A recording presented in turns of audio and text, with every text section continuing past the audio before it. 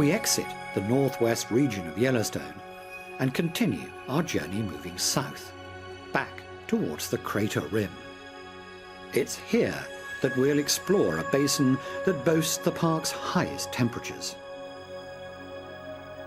The extreme thermal conditions of the Norris geyser basin result from the junction of two major fault lines and the ring of the fracture zone of the Yellowstone crater.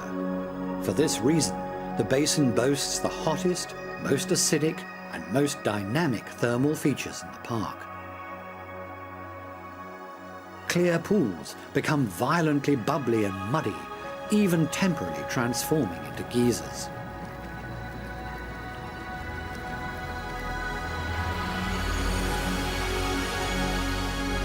Within this basin, we see a hot spring with prismatic characteristics, developed from the pigmentation of the bacteria that grows in this mineral-rich water. Near the western entrance is the origin of the Madison River at the confluence of Gibbons and Firehole rivers, overlooked by National Park Mountain. This place is known as Madison Junction, and legend has it that this is the site where leaders of the 1870 Washburn expedition first conceived the idea of creating a national park while sat around a campfire.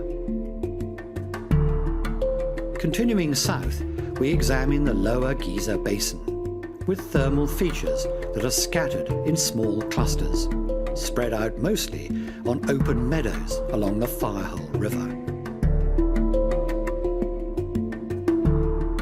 We concentrate on the Fire Lake and the fountain groups, known for its multicolored mud pots. The basin also delights spectators with its fumaroles and geysers, as well as bubbling pools and hot springs. The White Dome ejects water and steam through a 6-meter-high pinkish-white cone. The lower basin geyser has many areas of high activity, such as the Firehole and Hot Lakes, which drain from a tributary of the Firehole River. The aptly named Steady Geyser is the largest constantly erupting geyser in Yellowstone and the world.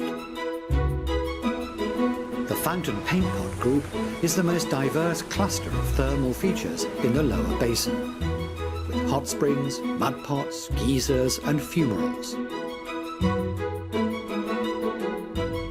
The Clepsydra geyser, a name derived from the Greek word for water clock, has 4 vents, spewing water in 2 different phases. Clepsydra's wild phase can last 3 to 6 hours.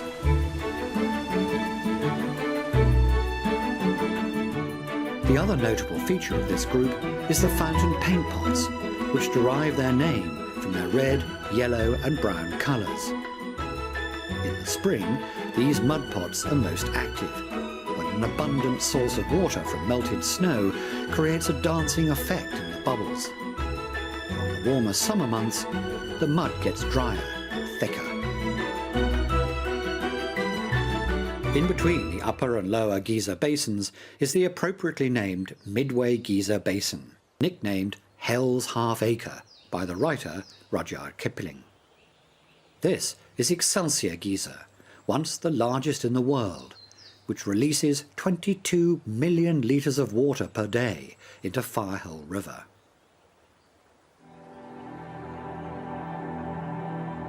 Excelsior is flanked by the Grand Prismatic Spring, the largest hot spring in the park and 3rd largest in the world. The spring discharges over 2,000 litres of water per minute. The colour varies at times, depending on the pigment ratio of the bacteria growing in the water, as well as the water temperature. The deep blue colour is so intense due to the high purity and depth of the water in the middle. The Grand Prismatic Spring is yet another famous Yellowstone subject of artist Thomas Moran.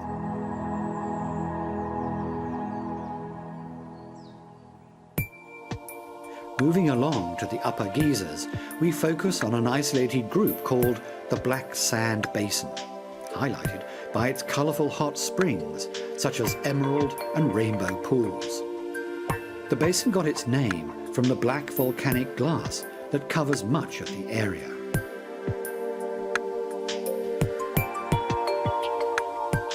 Another famous feature of the upper geysers is the most unusually shaped grotto geyser.